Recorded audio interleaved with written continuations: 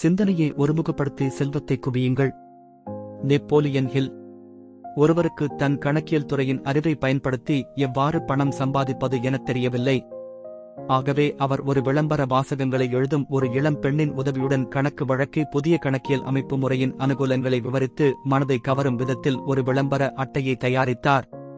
அவரது விளம்பர அட்டை அந்த புதிய வியாபாரத்தை பற்றி மிகச் சிறப்பாக எடுத்துரைத்ததால் அவரால் கையாள முடியாத அளவுக்கு மிக அதிகமான வாடிக்கையாளர்களை அவர் பெற்றார். அந்த யோசனை வெறுமனே ஒரே ஒரு நபருக்கு பலன் அளித்ததோடு நின்றுவிடவில்லை. அந்த விளம்பர அட்டையை உருவாக்கிய இளம்பெண்ணின் நல்ல கற்பனை திறனுக்கு ஏற்ப புதிய விளம்பர அட்டைகள் தயாரிப்பதற்கான நிறைய வாய்ப்புகள் குவிந்தன. தனிப்பட்ட சேவைகளை விளம்பரப்படுத்துவதற்காக அந்த இளம் பெண் தயாரித்த முதல் திட்டம் வெற்றி பெற்றதைத் தொடர்ந்து அவர் தீவிரமாக களத்தில் குதித்தார். அவர் தனது மகனுக்கு இதே போன்று ஒரு பிரச்சனையை தீர்த்தார். அவருடைய மகன் அப்போதுதான் கல்லூரி படிப்பை முடித்திருந்தான். ஆனால் தன்னுடைய சேவைகளை விளம்பரப்படுத்த அவனால் முடியவில்லை. அவனுக்காக அந்த பெண் உருவாக்கிய திட்டம் தனிப்பட்ட சேவைகள் குறித்த விளம்பரத்திற்கான மிகச்சிறந்த எடுத்துக்காட்டாக அமைந்தது. அந்த இளம் பெண் தன் மகனுக்காக உருவாக்கிய ஒரு சிறு விளம்பர புத்தகத்தில் 50 பக்கங்கள் கொண்ட அழகாக தட்டச்சு செய்யப்பட்ட தகவல்கள் இருந்தன. அது அந்த பெண்ணின் மகனுடைய இயல்பான திறன்கள், பள்ளி விளம்பரங்கள், மேலும் தனிப்பட்ட அனுபவங்கள் போன்ற பல்வேறு வகையான தகவல்களை எடுத்துக் கூறியது. அதில் தனது மகன் விரும்புகின்ற பதவி பற்றிய ஒரு முழுமையான விவரிப்பும் அந்த பதவிக்கான சிறந்த செயல்பாட்டிற்காக அவன் வைத்திருந்த திட்டமும் அந்த பக்கங்களில் இடம்பெற்றிருந்தன. அந்த புத்தகத்தை தயாரிப்பதற்கு பல வாரங்கள் ஆயின. இதற்கு இடையில் கிட்டத்தட்ட ஒவ்வொரு நாளும் அவர் தன் மகனை பொது நூலகத்திற்கு அனுப்பி வைத்து தன்னுடைய சேவைக்கு ஏற்ப குறிப்பிட்ட தகவல்களை சேகரித்து வரச் செய்தார். அவன் வேலை பார்க்க விரும்பும் நிறுவனத்தின் போட்டியாளர்களிடமும் அவனை அனுப்பி வைத்து அவர்களுடைய வியாபார வழிமுறைகளை பற்றிய தகவல்களை சேகரிக்க செய்தார். ஒரு வேலையை பெறுவதற்காக ஏன் இவ்வளவு சிரமப்பட வேண்டும் என்று நீங்கள் கேட்கக்கூடும். ஒரு விஷயத்தை சிறப்பாக செய்வதற்கு செலவிடும் நேரத்தை ஒருபோதும் சிரமமாக கருத முடியாது. தன் மகனுக்காக அந்த இளம் பெண் உருவாக்கிய திட்டம் அவனது முதல் நேர்காணலிலேயே அவனுக்கு வேலை கிடைப்பதற்கு காரணமாக அமைந்தது. மேலும் அது அவன் எதிர்பார்த்த சம்பளத்திலேயே கிடைத்தது. கீழ்நிலையில் இருந்து துவங்கி கஷ்டப்பட்டு உழைத்து உயர்ந்த நிலைக்குச் செல்வது புத்திசாலித்தனமான யோசனையாக தோன்றக்கூடும். ஆனால் கீழ்நிலையில் இருந்து துவங்கும் பலர் தங்களுக்கு மேலே உள்ளவர்களின் கண்களில் படும் அளவிற்கு தங்களை உயர்த்திக் கொள்வதில்லை. கீழ்நிலையில் இருந்து வருகின்ற கண்ணோட்டமும் அவ்வளவு பிரகாசமானதாகவோ அல்லது ஊக்குவிப்பதாகவோ இருப்பதில்லை.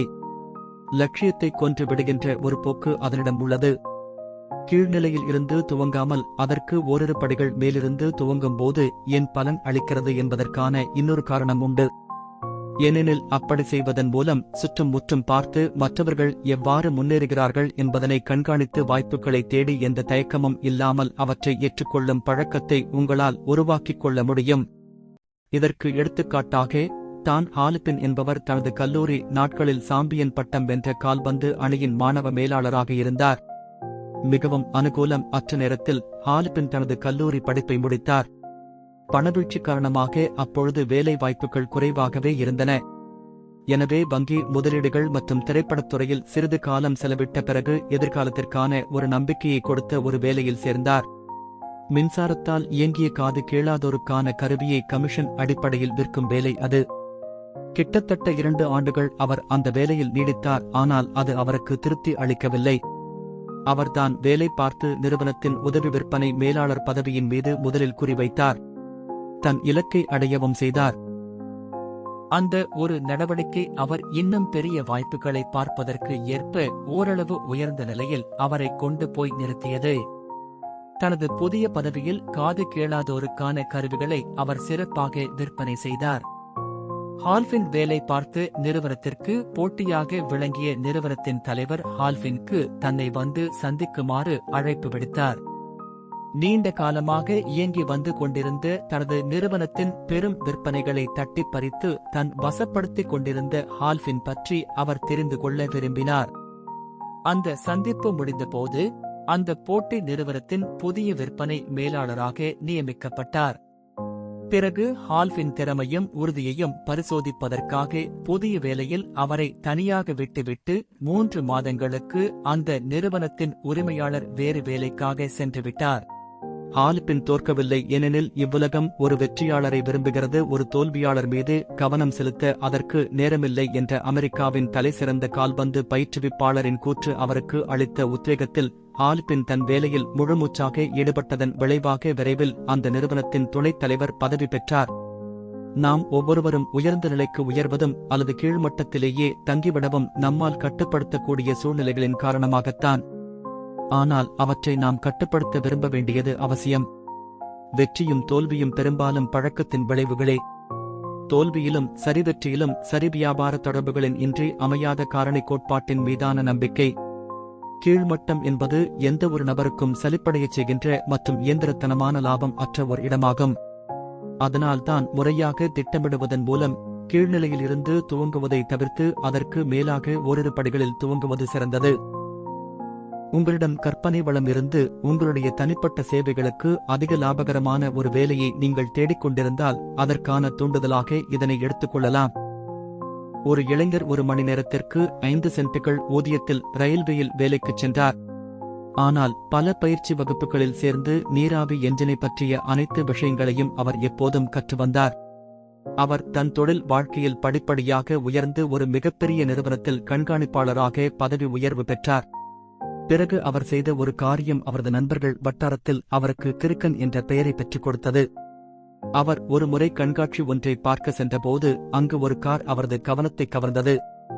சிவப்பு மற்றும் வெள்ளை நிறத்தில் அமைந்திருந்த அந்த காரை தன் வாழ்நாள் சேமிப்பான மொத்த பணத்தையும் மேலும் தனது நண்பர்களிடமிருந்து கடன் வாங்கி அந்த காரை தன் வீட்டிற்கு கொண்டு வந்து தன்னுடைய கார் நிறுத்துமிடத்தில் அதை கொண்டு போய் நிறுத்தி அதன் பாகங்களை ஒவ்வொன்றாக பிரித்தெடுத்து மீண்டும் அவற்றை ஒன்று சேர்த்தார். பிறகு அவற்றை மீண்டும் பிரித்தெடுத்து ஒன்று சேர்த்தார். இவ்வாறு அவர் ஒரு சில முறைகள் செய்து முடித்த போதுதான் கற்றுக்கொள்ள விரும்பியதை கற்றுக்கொண்டார். ரயில்வே வேலையில் இருந்த விலகி கார் வியாபாரத்திற்குள் அடியெடுத்து வைப்பதற்கு தனக்கு தேவைப்பட்ட துறைசார் அறிவை இவ்வாறுதான் அவர் பெற்றார். பின்னாளில் அவரது நிறுவனம் மிகப்பெரிய கார் உற்பத்தி நிறுவனமாக உருவாக்கியிருந்தது. சிறந்த யோசனைகளுக்கு நிர்ணயிக்கப்பட்ட விலை என எதுவும் கிடையாது. அனைத்து யோசனைகளுக்கு பின்னால் இருப்பது துறைசார் அறிவுதான். ஆனால் துறைசார் அறிவானது யோசனைகளை விட அதிக அபரிமிதமானதும் அதிக சுலபமாக வசப்படக்கூடியதும் ஆகும் என்பதை நினைவில் கொள்ளுங்கள். இங்கு திறன் என்று குறிப்பிடுவது கற்பனை திறனைதான். துறைசார் அறிவையும் யோசனையும் ஒருங்கிணைத்து செல்வ வளங்களை பெற்று தரக்கூடிய முறையான திட்டங்களை உருவாக்குவதற்கு தேவையான ஒரு அம்சம்தான் கற்பனை திறன். உங்களிடம் கற்பனை திறன் இருந்தால் நீங்கள் விரும்புகின்ற செல்வ வளங்களை உங்களுக்கு பெற்று தரக்கூடிய ஒரு யோசனையை அது உங்களுக்குள் வழங்கக்கூடும். யோசனைதான் முக்கியமான விஷயம் என்பதனை நினைவில் கொள்ளுங்கள். தொடரும்.